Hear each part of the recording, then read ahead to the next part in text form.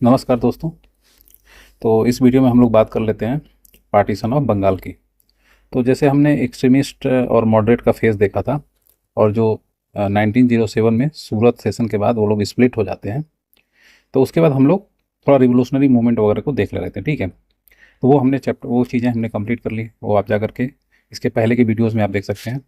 तो ये देखिए, ये पार्टीशन ऑफ बंगाल 1905 के बाद हुआ, 5 के आसपास हुआ था। ठीक है, तो इसके आगे जो भी कांग्रेस की चीज़ें हैं या जो भी पॉलिटिकल डेवलपमेंट हुए या जो भी चीज़ें हुई मॉडर्न इंडिया के अंदर, उसको हम लोग देखेंगे। ठीक है, तो सबसे पहले हम लोग देख लेते हैं कि ब्रिटिश गवर्नमेंट ने 20 जुलाई 1905 को अनाउंस किया कि पार्टीशन होगा बंगाल का। ठीक है, उसके बाद तो पूरे देश में इसका हंगामा मचा था, स्पेशली बंगाल में। ठीक है, और 7 अगस्त को एक हिस्टोरिक मीटिंग जो है वो टाउन हॉल पे कलकत्ता के अंदर स्वदेशी मूवमेंट के लिए पार कर दी की जाती है। तो 20 जुलाई को ये चीज़ें अनाउंस हो रही हैं। उसके बाद जो भी उस समय के नेता वगैरह थे और जो भी लीडर वगैरह लोग थे, वो लोग जो है एक टाउन हॉल में वो ये चीज़ें वो लोग पास कर देते हैं, और हिस्टोरिक बाइकआउट रिजोल्यूशन जो है उसमें पास होता है। ठीक है, और आप एक चीज़ देखेंगे कि 16 अक्टूबर 1905 को गवर्नमेंट ये बोलती है कि वहाँ से ये चीज़ें शुरू होंगी। अनाउंस तो 20 जुलाई को होता है, तो ये डेट जो है 7 अगस्त को, 20 जुलाई को और 16 अक्टूबर, ये डेट आपको याद रखना चाहिए। 16 अक्टूबर 1905 को जो है partition formally came into the effect. ठीक है, और बंगाल डिवाइड कर दिया गया। ठीक है, तो जब 7 अगस्त 1905 को जब ये बाइकआउट मूवमेंट जो है पास कर दिया जाता है, तो उसके बाद जो है एंटी पार्टीशन मूवमेंट पूरे देश भर में स्टार्ट हो जाता है, स्पेशली बंगाल में। ठीक है, और 16 अक्टूबर को जो है the day was observe as mourning day. ठीक है, मौन डे बोला जाता था, मतलब शोक दिवस टाइप का पूरे बंगाल के अंदर। ठीक है, on the suggestion of Rabindranath Tagore, Rabindranath Tagore के सजेशन पे ये हुआ था। ठीक है, और और उस दिवस को राखी दिवस मनाया गया था। ठीक है, रविंद्रनाथ टैगोर जी ने उसको बोला था। ठीक है, after its partition the Bengal जो है ईस्ट और वेस्ट बंगाल में दो भाग में बट गया। ठीक है, तो अगर आप ऐसे इंडिया का मैप देखेंगे तो अभी तो ऐसे है, तो ये आपका यहाँ पे ऐसे बांग्लादेश है, तो ये यहाँ पे, और ये अपना बंगाल वाला है, तो ये दो भाग में ऐसे बट गया। ठीक है,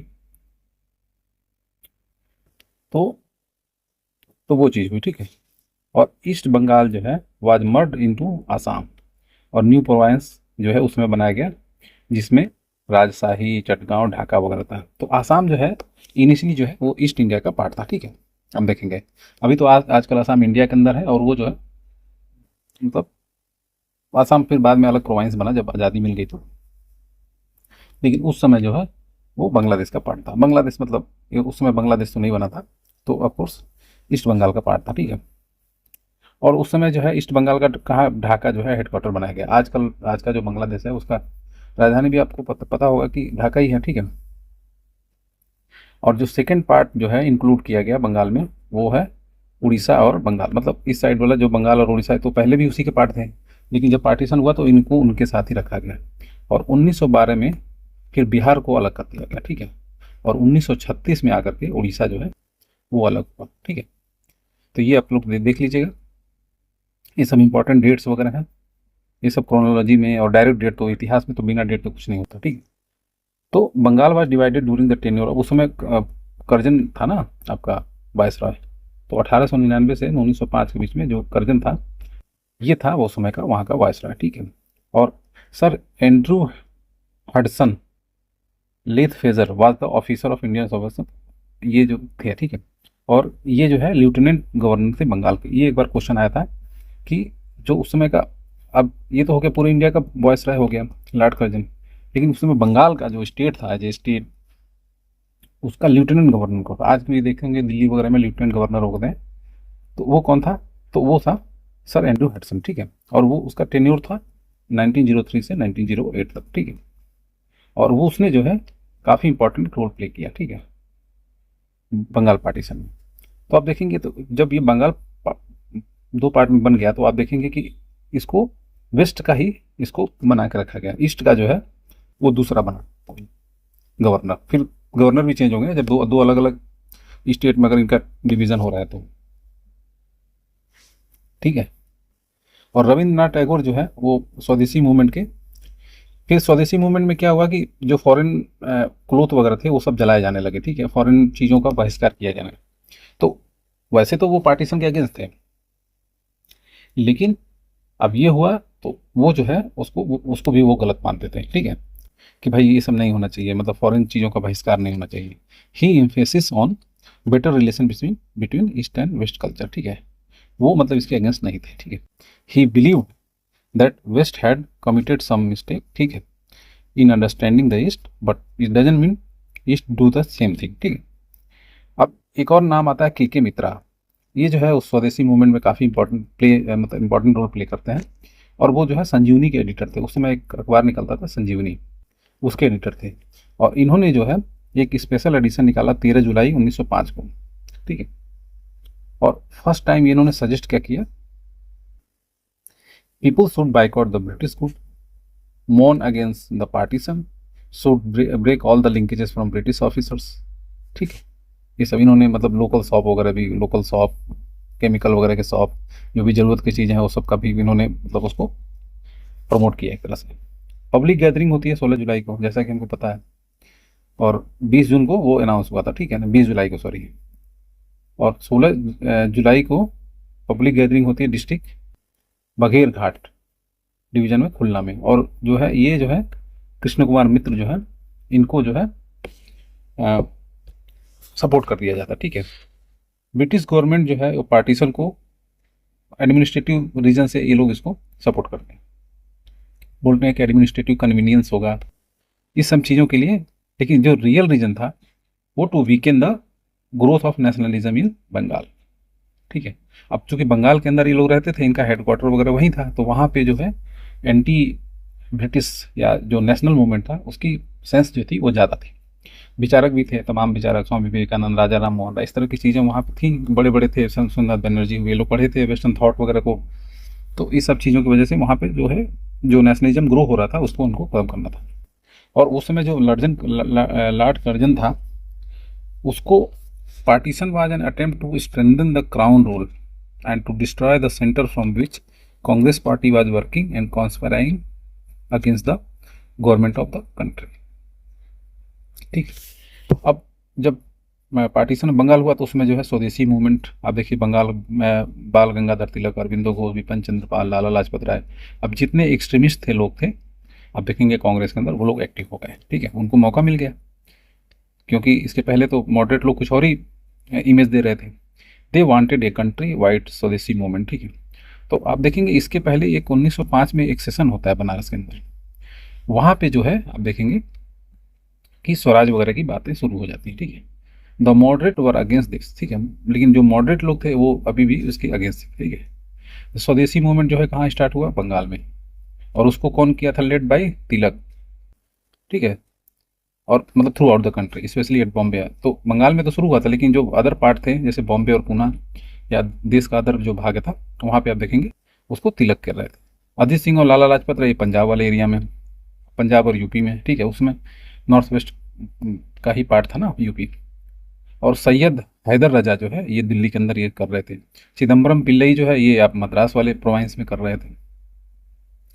to organise the this movement Ashwini Kumar Dutt ने जो है स्वदेश बंधन समिति बनाया, ठीक है। तो ये थोड़ा लेस पॉपुलर है, तो इसके प्रश्न बनने के चांस ज़्यादा है। तो अश्विनी कुमार जो दत्त हैं, इन्होंने स्वदेश बंधो समिति बनाया, ठीक है।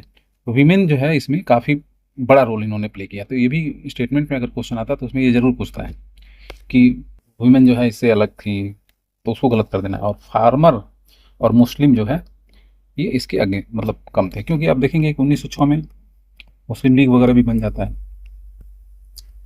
तो उसका ही फर्क रहता है। अभी से शुरू से ही वो जो है, तो मुस्लिम जो थे वो इसके अगेंस्ट थे, क्योंकि उसी आधार पे हुआ रहता है ना ईस्ट बंगाल और वेस्ट बंगाल वाला। आप समझ ही सकते हैं कि मुस्लिम के फेवर में वो चीज़ें थी। इसीलिए जो है आप दो चीज़ देखेंगे, फार्मर, और फार्मर को इससे कोई लेना देना नहीं था, क्योंकि ये तो तमाम शहरी चीज़ें थी। और मुस्लिम, तो ये जो चीज़ें हैं वीमेन इसमें पार्टिसिपेट किए थे। फार्मर और मुस्लिम जो है इससे अलग थी बाय कानून से, ठीक है। वंदे मातरम जो है दबा के गाया जाने लगा।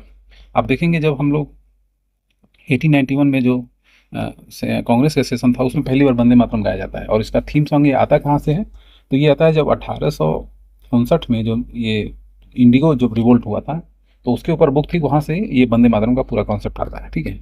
और इसको जो है स्वदेशी मूवमेंट की तरह, नेशनल सॉन्ग की तरह पूरे बंगाल में और पूरे देश में इनफैक्ट गाना गाया जाने लगा। ठीक है।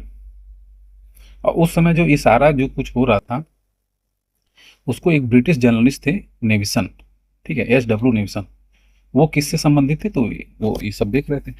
और he travel 4 month across the India and, और पूरे इंडिया के अंदर वो 4 महीने पूरा घूमे। ठीक है। और उन्होंने जो भी उनके जो उन्होंने देखा वो उसको उन्होंने रिपोर्ट किया। और उस जिसको रिपोर्ट किया उसका क्या नाम था, मैनचेस्टर गार्जियन में, ठीक है, ग्लासगो हेराल्ड और डेली क्रॉनिकल, ये तीनों अखबार में वो इन्होंने वो अपने चीज़ को दी, एडिटर थे ये। ठीक है। Later on he compiled A report on this book the new spirit in India. ठीक है। उसके बाद ये जो है एस डब्ल्यू नेशन, तो ये भी थोड़ा सा लेस पॉपुलर इंफॉर्मेशन है, तो इसको भी आपको याद रखना। In this atmosphere of increasing nationalism, Avendranath Tagore and his brother Gaganendranath Tagore founded Indian Society of Oriental Art. ठीक है। अब ये लोग देखेंगे ओरिएंटल आर्ट में, आप देखेंगे कि पिक्चर वगैरह उसी टाइप का बना देते हैं, भारत माता वगैरह का इस तरह से, और reconstruct the precious Indian art and culture. ठीक है। और स्वदेशी का मतलब उसमें भी अपने ही चीज़ों को देखना है, अपने पास्ट को ग्लोरीफाई करना है। तो ये भी थोड़ा मतलब कम पॉपुलर है। अरविंद नाथ टैगोर और गोविंद नाथ टैगोर, इन्होंने Indian Society of Oriental art 1907 में बनाया। तो ये चीज़ें हमने देख ली पार्टीशन ऑफ बंगाल और स्वदेशी मूवमेंट से रिलेटेड। ठीक है। अब आगे चलते हैं। अब उसी के आसपास आप देखेंगे कि कांग्रेस, बनारस, कलकत्ता और सूरत, ये जो 3 सेशन है 1905, 1906 और 1907, ये तीनों सेशन बड़े इंपॉर्टेंट होते हैं, क्योंकि 1905 में आप देखेंगे पार्टीशन की बातें हो रही हैं, तो इसलिए जो है ये तीनों सेशन बहुत इंपॉर्टेंट है। तो गोपाल कृष्ण, अब ये तीनों सेशन के बारे में आपको काफ़ी अच्छा खासा नॉलेज होना चाहिए। गोपाल कृष्ण गोखले, ये जो है एक, तो गोपाल कृष्ण गोखले जो है ये 1905 में जो बनारस का सेशन हुआ था उसको ये प्रेसिडेंट थे उसके। ठीक है।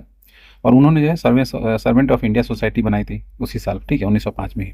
1906 में Congress party divided on the issue of, Calcutta के अंदर जो उसमें जो होता है क्या बोलते हैं, सेशन जब होता है, तो उसमें जो है दोनों लोग अलग अलग, अब जो एक्सट्रीमिस्ट ग्रुप था वो अलग लोगों को प्रेसिडेंट बनाना चाहता था, वो शायद घोष जी को बनाना चाहता था, और ये लोग जो है गोखले या गोखले या फिर नेरोजी वगैरह को बनाना चाहते थे।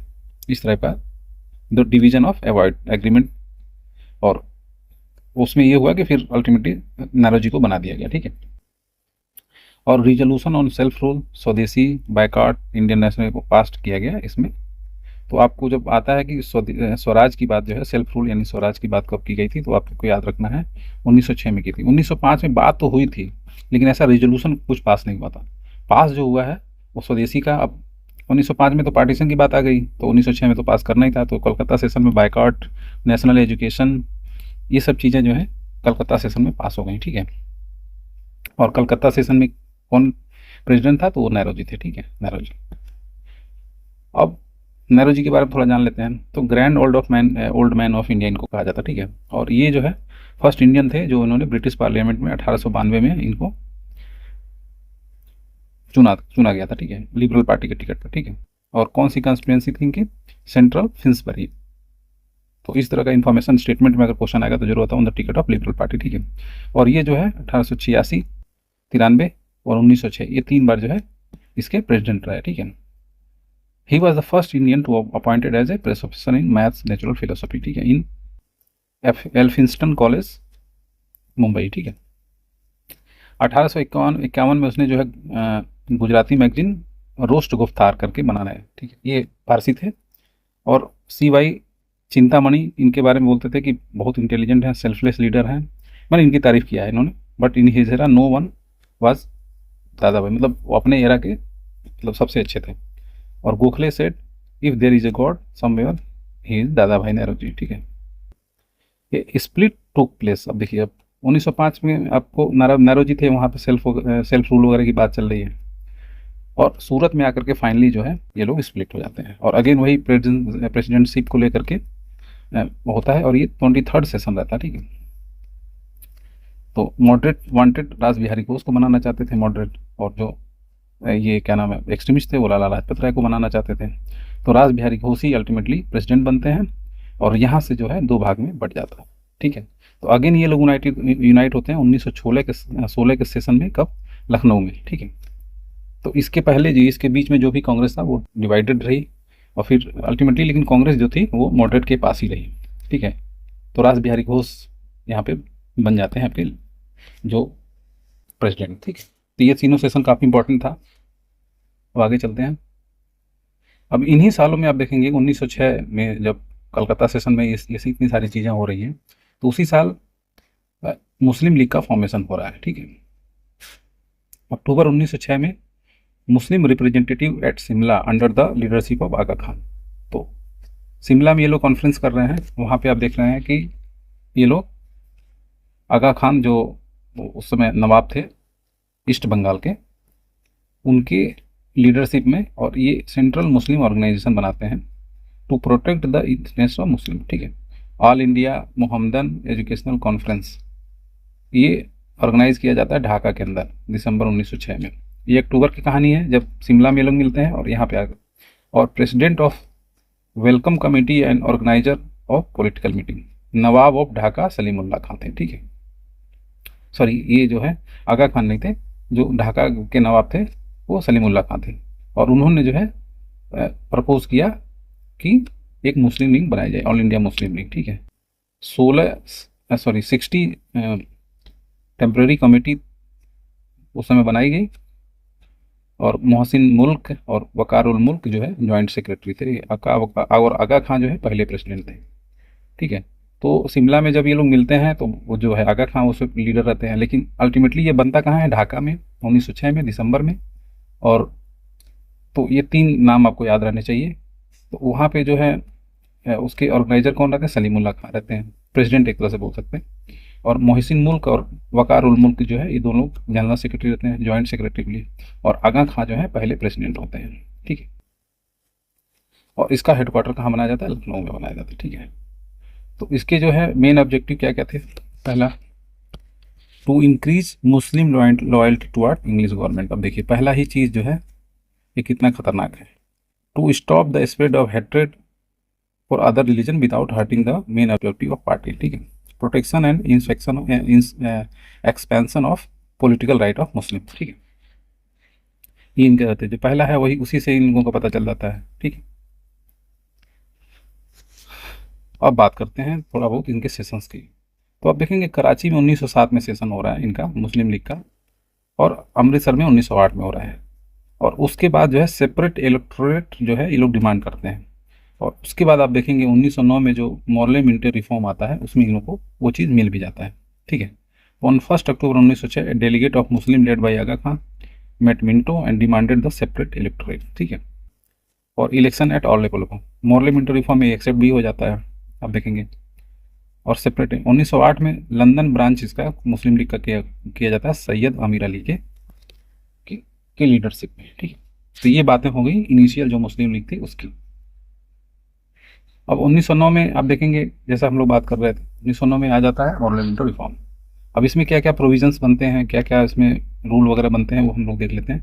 1905 में लॉर्ड कर्जन जो है वो रिप्लेस कर दिए जाते हैं लॉर्ड मिंटो से। ठीक है, वायसरॉय, और जॉन मॉर्ले जो है वो बनते हैं सेक्रेटरी।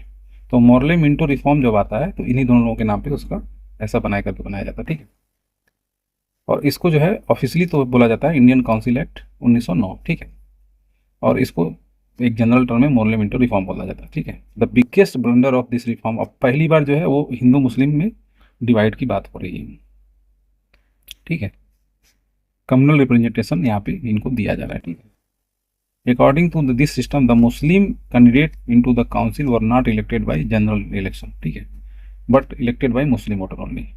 तो वो जो काउंसिल के मेंबर बनते थे, जो आपको याद होगा कि जब काउंसिल बनाया गया था तो उसमें जो मेंबर बनते थे उनको इलेक्ट किया जाता था, उसको अब ये बोल रहा है कि केवल मुस्लिम ही उसको इलेक्ट करेंगे। This system accepted Muslim as a separate community in India. ठीक है, अब यहाँ से हिंदू मुस्लिम वाली चीज़ें शुरू हो गई। दे की create many fundamental issue in India, the unity of India was attacked and डोमिनिस्ट जैसे प्रूफ। ठीक है, गांधी जी बोलते हैं मोंडे Minto reform was destroy us completely. तो कई लोग जो है सरोजिनी नायडू वगैरह इनको बोलती हैं कि यही तो थे जिन्होंने हिंदू मुस्लिम का पूरा एक तरह से देश में बीज बोया। ठीक है, अब उसमें देखिए जब पार्टीशन में इतना हो हल्ला होता है इतना, तो अंग्रेज समझ जाते हैं। तो उसके बाद आप देखेंगे कि ये लोग जो वो उसको बंद कर देते हैं, पार्टीशन ऑफ बंगाल को ख़त्म कर देते हैं, और ये फिर कैपिटल चेंज करने की बात आती है। तो दिसंबर 1911 में आप देखेंगे कि दिल्ली दरबार एक ऑर्गेनाइज होता है, ठीक है, और उसमें जॉर्ज फाइव आते हैं और क्वीन मैरी आती है, ठीक है। और ये जो है 12 दिसंबर 1911 को ये नलीफाई कर देते हैं, ठीक है, कि भाई अब पार्टीशन नहीं होगा, एंड शिफ्ट कर दिया कैपिटल को कलकत्ता से दिल्ली, क्योंकि कलकत्ता में बहुत सारे एजिटेशन वगैरह हो रहे थे। और अनाउंस किया that Bengal would be reconstituted in new province, और उड़ीसा और बिहार को अलग कर दिया। तो 1912 में आप देखेंगे कि बंगाल से उड़ीसा और बिहार को अलग कर दिया, और 1936 में फाइनली फिर उड़ीसा बिहार से अलग हो जाता है, ठीक है। तो ये चीज़ें हमने देख ली दिल्ली दरबार और उससे रिलेटेड, ठीक है। अब जैसा कि हम लोग बात कर रहे थे, 1907 में सूरत में जो सेशन होता है उसमें स्प्लिट हो जाता है, सूरत स्प्लिट हो जाता है, ठीक है। तो उसके बाद एक इम्पॉर्टेंट सेशन होता है 1916 में, लखनऊ पैक्ट। तो यहाँ पे बहुत सारी चीज़ें होती हैं, एक तो जो एक्सट्रीमिस्ट और मॉडरेट हैं वो मिल जाते हैं, प्लस 1906 में एक मुस्लिम लीग बना है, वो तमाम उल्टे सीधे काम कर रहा है। तो ये दोनों भी एक तरह से मिल जाते हैं, कांग्रेस प्लस मुस्लिम लीग भी अब मिल जा रहे हैं यहाँ पे, ठीक है। तो ये जो है उस समय ब्रिटिशर्स के लिए काफ़ी बड़ा ब्लोबैक था, कि वो लोग मुस्लिम लीग को, एक तरफ मुस्लिम लीग बोल रही है कि loyalty toward the British government, और ये जो है कांग्रेस के साथ मिलकर के हमारे खिलाफ आ जा रही है। एक्चुअली में मुस्लिम लीग जो अंग्रेजों के खिलाफ कब हुई, कि जब यहाँ पे एक कैलिफेट का एक इशू उठा था। जो कैलिफेट को मतलब इनका जो रिलीजियस हेड होता है पूरे वर्ल्ड के अंदर, बगदाद वगैरह में रहता है, उसको ये लोग टर्की, उस समय टर्की के पास था, बगदाद में नहीं था, बगदाद में तो इनिशियल फेज में था। टर्की में का जो भी खलीफट रहता है उसको ये लोग एक्सेप्ट करते हैं, उसको अंग्रेजों ने क्या किया, रिकॉग्नाइज करने से मना कर दिया। उसके बाद जो मुस्लिम लीग है वो अंग्रेजों के खिलाफ हो जाती है, ठीक है। तो वो चीज़ को हम लोग यहाँ पे देखेंगे। तो दिसंबर 1916 में नेशनल कांग्रेस और मुस्लिम लीग लखनऊ में कंबाइंड एक सेशन करते हैं, और ये लोग पास करते हैं सेपरेट रेजोल्यूशन की डिमांड करते हैं कॉन्स्टिट्यूशनल रिफॉर्म का, agreed on pact on both work together, political field on common problem, ठीक है। This is known as Lucknow pact, Congress league programme. Ambika Charan Majumdar, ये काफ़ी इंपॉर्टेंट नाम है, ये जो है वहाँ के प्रेसिडेंट बनते हैं, ठीक है, और सेशन को प्रेजाइड करते हैं, ठीक है। और 19 बुलेटिन जो है उस समय वहाँ पे रिलीज की जाती है, ठीक है। Lucknow session was the first session, दो रीजन के लिए इंपॉर्टेंट है। पहला मैं बताया है कि एक्सट्रीमिस्ट जो एक्सपेल कर दिए गए थे 9 साल पहले, उनको यहाँ पे मर्ज कर लिया गया, और दूसरा जो है कांग्रेस और लीग को एक साथ आना पड़ा, ठीक है। एनी बेसेंट एंड तिलक, ये दोनों लोग जो थे ये सबसे बड़ा रोल प्ले किया इन्होंने, ठीक है, एक्सट्रीमिस्ट को और मतलब कांग्रेस को यूनाइट करने के लिए, ठीक है। और जिन्ना जो है, जिन्ना भी मतलब उसमें काफ़ी इंपॉर्टेंट रोल थे, ठीक है, लखनऊ पैक्ट में। The period from 1916 to 92 was a time of consensus between, तो 1916 से अब 1922 तक आप देखेंगे कि मुस्लिम लीग और कांग्रेस एक साथ चल रहा है, ठीक है।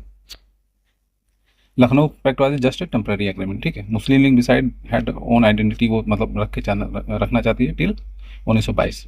अब इस समय देखिए जो जिन्ना थे वो कांग्रेस के साथ ही रहते हैं, वो अभी मुस्लिम लीग में जा नहीं रहे हैं, ठीक है। तो 1916 में ही आप देखेंगे कि तिलक जो है होम रूल लीग स्टार्ट करते हैं कांग्रेस से अलग, ठीक है। हालांकि कांग्रेस में ही होते हैं लेकिन अपना इंडिविजुअल मूवमेंट होता है, और अप्रैल 1916 में स्टार्ट करते हैं, ठीक है। और एनी बेसेंट जो है अपना सितंबर 1916 में होम रूल लीग स्टार्ट करती है। ये सब स्वराज का ही पार्ट है, ठीक है। बेसेंट जो है एनी बेसेंट, कॉमनवेल्थ और न्यू इंडिया, ठीक है, ये दोनों नाम से अपना जो भी व्यूज़ हैं वो प्रोपोगेट कर रही है। और तिलक जो है वो मराठा या मराठा जो भी बोले, और केसरी नाम से ये अपना मास को एनलाइटन कर रहे हैं, ठीक है। जोसेफ बैप्टिस्टा जो है पहले प्रेसिडेंट होते हैं तिलक होम रूल के, ठीक है, जोसेफ बैप्टिस्टा, ठीक है, होम रूल। और एनसी केलकर जो है इसके सेक्रेटरी रहते हैं, ठीक है। जॉर्ज एरुंडेले जो है ये जो एनी बेसेंट का जो होम रूल लीग होता है उसके ऑर्गेनाइजर सेक्रेटरी रहते हैं, ठीक है। और तिलक और एनी बेसेंट जो है अपना एरिया डिवाइड कर लेते हैं, कर्नाटक महाराष्ट्र वगैरह में ये जो है तिलक रहते हैं, और सेंट्रल प्रोविंस और बिरार में, ठीक है। तो अगर ऐसे आप इंडिया का मैप देखेंगे तो ये महाराष्ट्र ले रहे हैं, बॉम्बे को छोड़ दे रहे हैं, ये बॉम्बे है यहाँ पे, इसको ले रहे हैं, और प्लस ये ले रहे हैं कर्नाटका भी हो गया, चलिए सेंट्रल प्रोविंस यानी एमपी वाला एरिया हो गया, और बिरार, तो इसमें ही नागपुर वाला रीजन में बिरार आता था, ठीक है। तो ये तीनों चारों जगह ये रहते हैं, और बाकी जो इंडिया में इनका इन्हीं बेसेंट का होम रूल चलता है, ठीक है। कॉमन रहता है एम दोनों लोगों का, बस ये एक लीडरशिप अलग अलग है और अपने अपने तरीके से लोग कर रहे हैं, ठीक है। बोथ लीग नेवर मर्ज, ठीक है, because of Annie Besant word, मतलब दोनों कभी एक साथ मर्ज नहीं होते, ठीक है, क्योंकि कुछ तिलक के जो सपोर्टर थे वो एनी बेसेंट को पसंद नहीं करते थे, क्योंकि वो बाहरी थी, तो इसलिए उनके मन में थोड़ा हो सकता संदेह रहा हो उस टाइप से रिलेटेड, ठीक है। लेकिन दोनों लोग हैं मतलब कॉमन एम के लिए लड़ रहे हैं। In home rule league movement both, जो एनी बेसेंट और तिलक का था, सेम मीनिंग स्वराज, इसकी बातें हम लोग कर चुके हैं। आई टू, इसका मतलब ये हुआ कि जो गवर्नमेंट है वो रिस्पॉन्सिबल हो, एडमिनिस्ट्रेशन जो है सेंट्रल लेवल पे रहे, और ब्रिटिश एम्पायर को मतलब सेम की तरह ट्रीट किया जाए, जैसे ऑस्ट्रेलिया कनाडा वगैरह में होता है कि वो मतलब सरकार है तो अपने लोगों की तरह ट्रीट किया जाए, उस तरह से कहने का मतलब है, ठीक, डोमिनियन टाइप का, ठीक है। Annie Besant describe home rule movement Commonwealth में, उनका जो अखबार था वो 2 जनवरी 1914 में, तो 1916 में लॉन्च होने से पहले उन्होंने जो भी प्रोग्राम था होम रूल का, उन्होंने अपने पेपर कॉमनवेल्थ में अच्छे से उसको बता दिया था सारा प्रोग्राम, ठीक है। Under the programme it was made religious freedom, ठीक है, रिलीजियस फ्रीडम, नेशनल एजुकेशन की बात की, सोशल और पॉलिटिकल रिफॉर्म की बात की, ये सब बातें वो बोल रही हैं, सेल्फ गवर्नेंस में क्या क्या चीज़ें आती, ठीक है। This movement was famous in India during the first world war, ठीक है। लखनऊ सेशन वाज उसी समय, मतलब लखनऊ सेशन भी हो गया तो वो इन लोगों के लिए और फायदा हो गया। ये train was reserve to transport सब सपोर्टर तिलक टू लखनऊ, ठीक है, ट्रेन वगैरह ऑर्गेनाइज किया गया लखनऊ लाने के लिए उस समय कांग्रेस के स्पेशल सेशन में, और उसको होम रूल स्पेशल बोला गया जो ट्रेन आई। जॉर्ज एरोंडेले जो ये इनके ऑर्गेनाइजिंग सेक्रेटरी थे लीवल एनी बेसेंट वाले के, और वो जो है लखनऊ में प्रेजेंट हुए तो अपना मतलब सपोर्ट वगैरह दिखाया।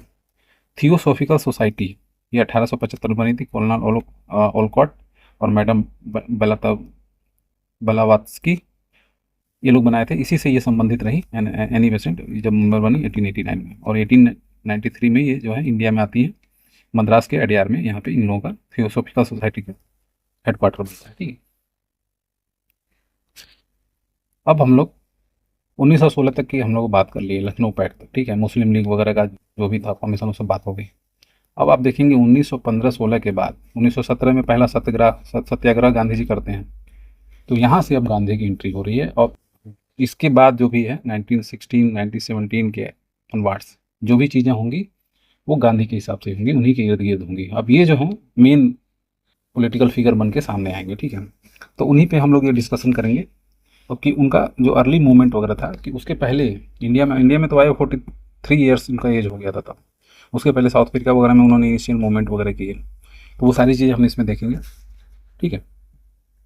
तो इनका जन्म से शुरू करते हैं, तो ये जो है 2 अक्टूबर 1869 को पोरबंदर गुजरात में ये इनके जन्म हुआ, ठीक है, और उनका जो प्राइमरी एजुकेशन है वो राजकोट में हुआ, ठीक है, और इनकी शादी हो गई थी 13 साल की उम्र में कस्तूरबा गांधी से, ठीक है, और he to training as a barrister from Inner Temple London.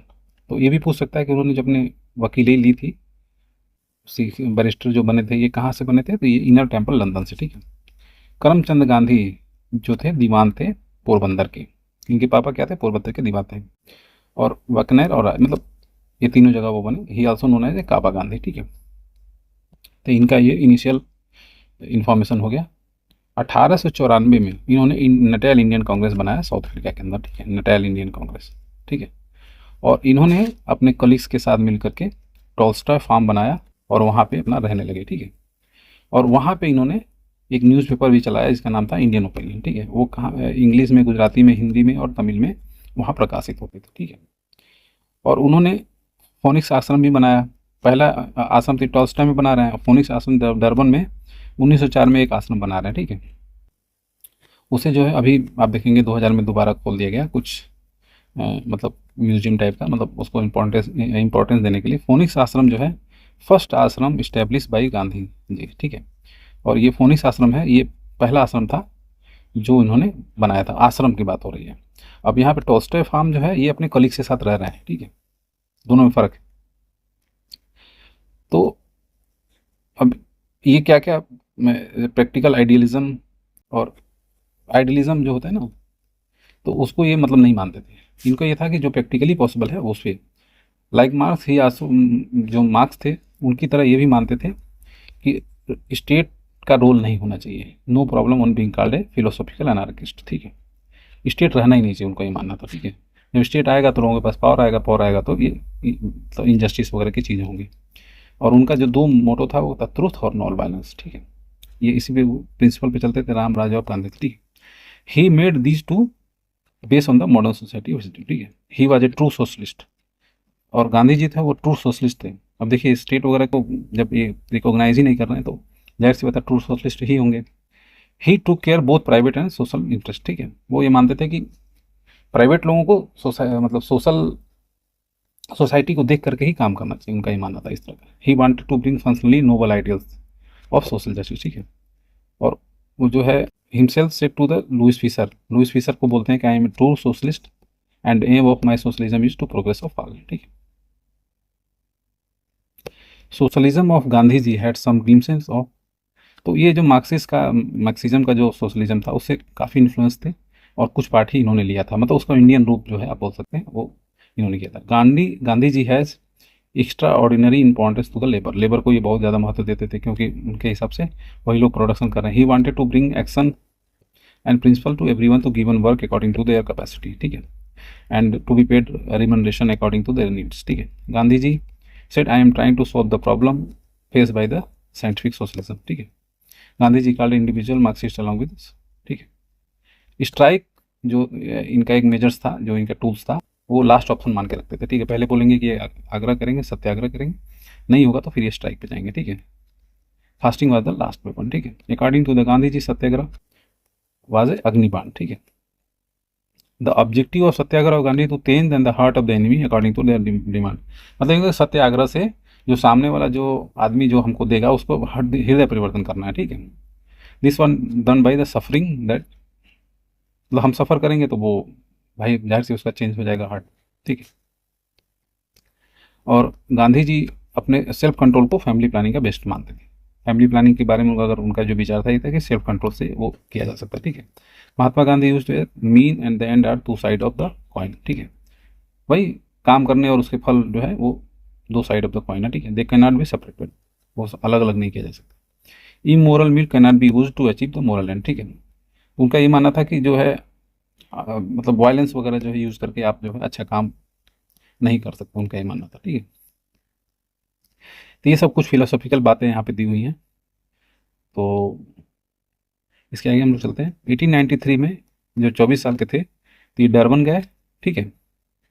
और मतलब जहाँ पे पढ़ाई कर रहे वहाँ से गए, और फिर उन्होंने दादा अब्दुल्ला का केस जो गुजराती थिएटर था उसका लड़ने गए, ठीक है। और वहाँ पे ये 21 साल रहे, ठीक है। और 1915 में वो इंडिया आते हैं, ठीक है। His struggle and victory of South Africa made him popular here too, तो साउथ अफ्रीका के अंदर तो वो पॉपुलर हो गए थे। बहुत सारे वहाँ के जो इंडियंस लोग गए थे उनके राइट्स और लोकल लोगों के राइट्स के लिए वो लोग लड़ ही रहे थे, वहाँ पे भी अंग्रेज थे। तो और यहाँ जब इंडिया आए तो वो गोपाल कृष्ण गोखले से मिले, ठीक है। और वहाँ पे इन्होंने इनको अपना पॉलिटिकल गुरु मान लिया, ठीक है।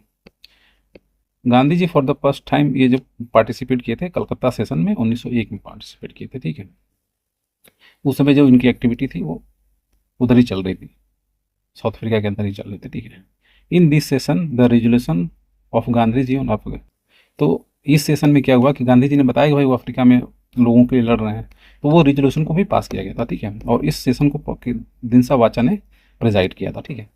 तो ये फर्स्ट सेशन है गांधी जी की वाला, तो इसलिए इंपॉर्टेंट है। उसके प्रेसिडेंट कौन है वो भी इंपॉर्टेंट है, ठीक है। During the stay in South Africa Gandhi ji 1901 में आए, और वहाँ पे बॉम्बे के अंदर उन्होंने एक अपना एक ऑफिस बनाया, ठीक है, 1902 में, ठीक है। और 1915 में जब आते हैं तो वे सत्याग्रह आश्रम बनाते हैं, कहाँ, अहमदाबाद में, ठीक है। तो यहाँ पे ये फॉर्मली इंटर मार देना है 1915 में, अब इंडिया के अंदर ही रहेंगे, अब यहाँ से साउथ अफ्रीका से उनको उतना मतलब नहीं रहता, ठीक है। तो आश्रम फिर बाद में वो 17 जून 1917 को, 1915 के अंदर तो अहमदाबाद में बनाते हैं, फिर ये उसी में अहमदाबाद में ही आप थोड़ा दूर में जाएंगे तो साबरमती नदी है, वहाँ पे उसके किनारे ये जो है 17 जून 1917 को ये अपना शिफ्ट कर देते हैं, ठीक है। और Gandhi ji believe active politics are an important tool for the social upliftment, ठीक है, और पब्लिक वेलफेयर के लिए, ठीक है। और ये जो है डिसेंट्रलाइजेशन ऑफ पावर में विश्वास करते हैं, the most important suggestion of Gandhi ji, ठीक है। With the decentralisation of power Gandhi ji meant for power to gram panchayat वगैरह को मैनेज करना। डिसेंट्रलाइजेशन ऑफ पावर का मतलब ये कि जो विलेज हैं उनको पावरफुल कर बनाना, ठीक है। ये सब इनके पॉलिटिकल आइडियाज़ थे। The political system shown by the Gandhi ji was inclusion of morality, religion, humanity, ये सब जो है उसमें रहता था। मोरालिटी होना चाहिए और कंप्लीट आइडियल पॉलिटिकल सिस्टम जो है ऐसा मानते थे कि स्टेट के पास पावर नहीं रहना चाहिए, जो है लोगों के पास पावर रहना चाहिए। ही वांटेड स्टेटलेस सोसाइटी, ठीक है। अब आते हैं हम लोग, तो गांधी जी जब अफ्रीका में थे तो पैसिव रेजिस्टेंस को मानते थे, ठीक है। और उसको जो है बाद में फिर इन्होंने सत्याग्रह नाम दे दिया कि सत्य से वो एक तरह का पैसिव रेजिस्टेंस ही था, डायरेक्ट हथियार न उठा लेना, डायरेक्ट कन्फ्रंट ना करना। It was a widely used, बाद में फिर सत्याग्रह जो बाद में वाइडली यूज किया गया इंडिपेंडेंस स्ट्रगल में। But both the term not really same for Gandhi ji, लेकिन दोनों ये चीज़ों को मतलब वो मानते नहीं थे। According to him passive resistance is political weapon where satyagraha is a moral power, ठीक है। वो फिलोसॉफिकल कुछ उसको डिफरेंस बता रहे हैं।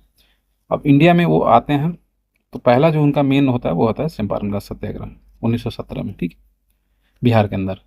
This was the first successful Satyagraha in India, ठीक है। अब जब ये सक्सेसफुल हो जाता है तो ये थ्रू आउट इंडिया फेमस हो जाते हैं।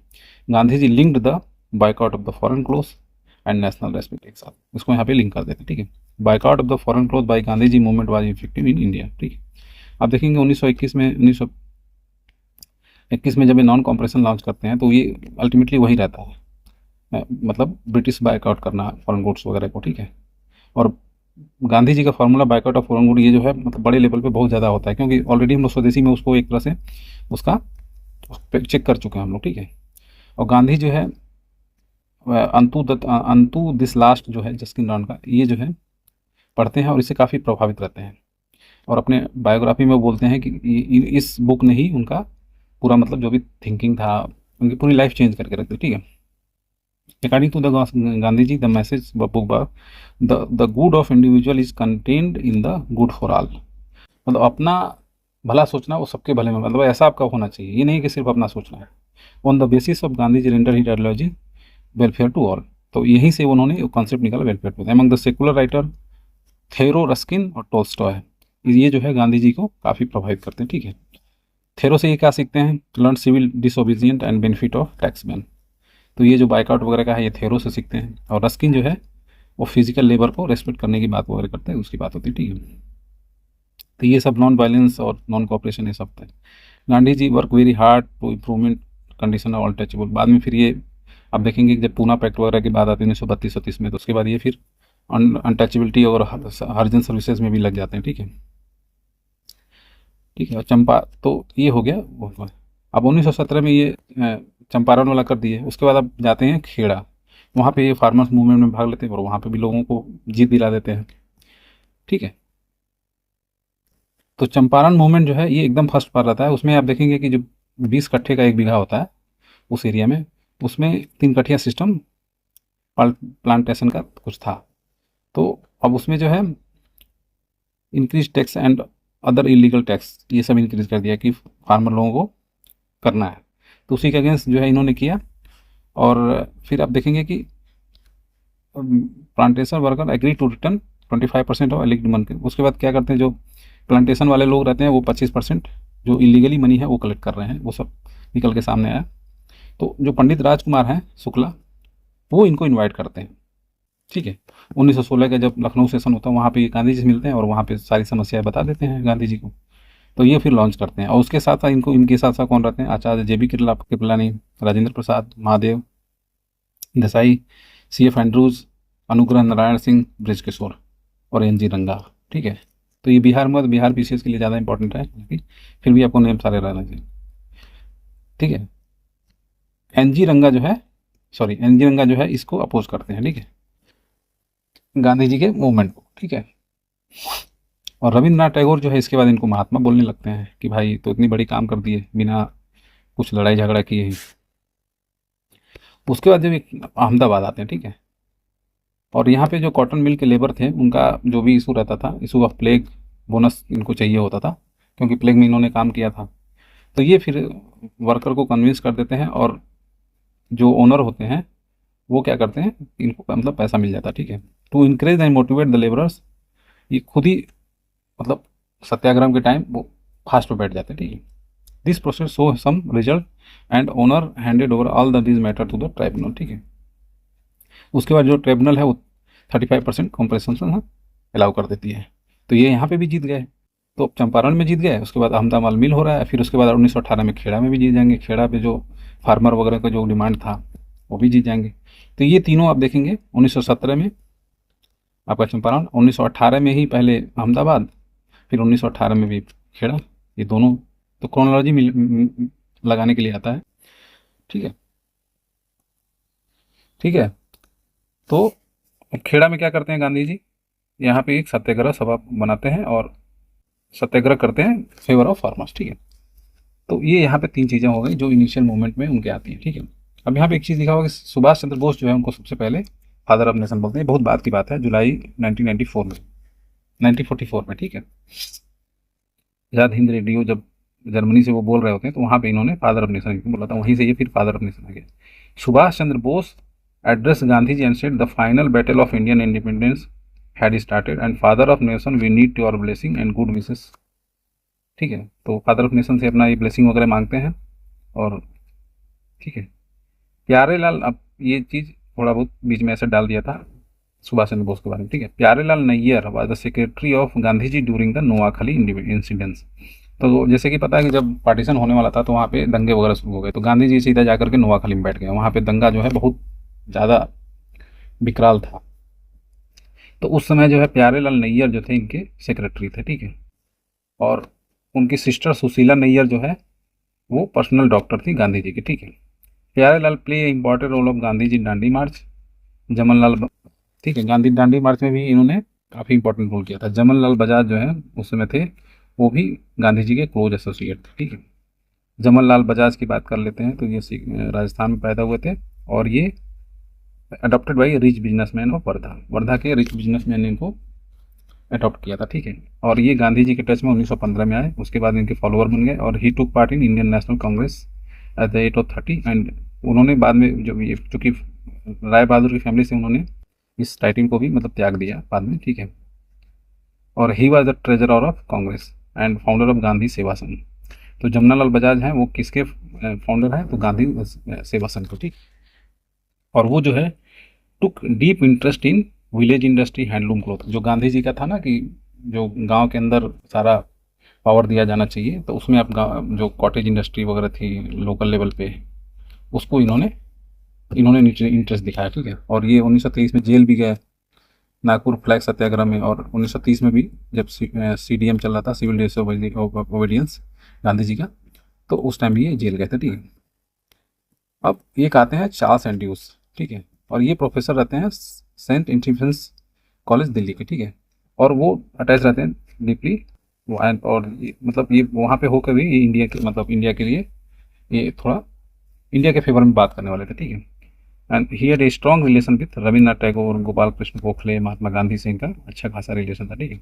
और ये फोनिस आश्रम में गांधी जी के साथ रुके भी थे, ठीक है। फोनिस आश्रम डरबन साउथ अफ्रीका, ठीक है। Gandhi ji after seeing he completely devoted toward the upliftment of poor. तो गांधी जी इनको देख करके वो इनसे भाई सीखते हैं कुछ, इनको दीनबंधु एंड्रूज भी बोला जाता था, और यहाँ से इन्होंने इनको दीनबंधु बोला था, ठीक है। तो Andrews was the president of all India trade union Congress 1925, ठीक है। और एंड्रूज जो है यहाँ के कंडीशन लेबर वगैरह की कंडीशन देखते हैं तो ये ऑल इंडिया ट्रेड कांग्रेस के 1925, 37 और 27 के ये प्रेसिडेंट भी रहते हैं, ठीक है। और वो गांधी जी का को हम अकम्पनीड करते हैं, साथ देते हैं जब राउंड टेबल कॉन्फ्रेंस जो होता है लंदन में उस समय भी, ठीक है। Gandhi ji was not a member of Congress during the independence, ठीक है। तो उसके बाद आप देखेंगे कि 1934 में जब ये पूना पैक्ट वगैरह हो जाता है तो गांधी जी कांग्रेस से रिजाइन कर देते हैं, ठीक है। और उसके बाद ये सोशल काम में चले जाते हैं। He never became the member of Congress officially although his ideology play important role in, मतलब कांग्रेस में इंपॉर्टेंट रोल करता है, ठीक है। 1903 में फिर इधर आते हैं और वो एक लॉ फर्म बनाते हैं जोहान्सबर्ग में, ठीक है।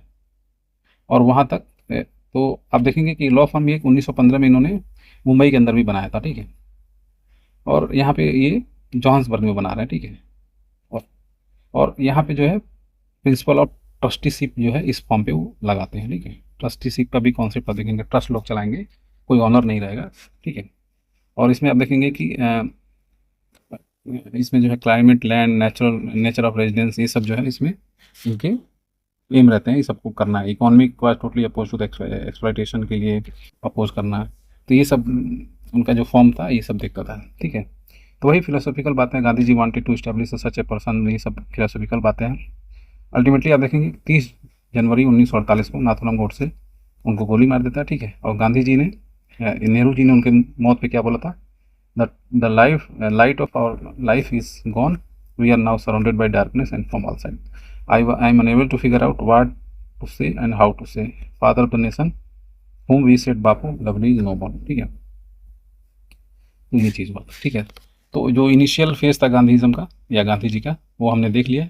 अब इसके बाद जो है फर्दर गांधी जी के जो एक्टिव, जब ये 1915 के बाद जब एक्टिव होते हैं, तो उसके बाद की चीज़ों को हम देखेंगे नेक्स्ट वीडियो में। Thank you. और आपको कैसा लग रहा है वीडियो, हमें फीडबैक जरूर दीजिए। Thank you.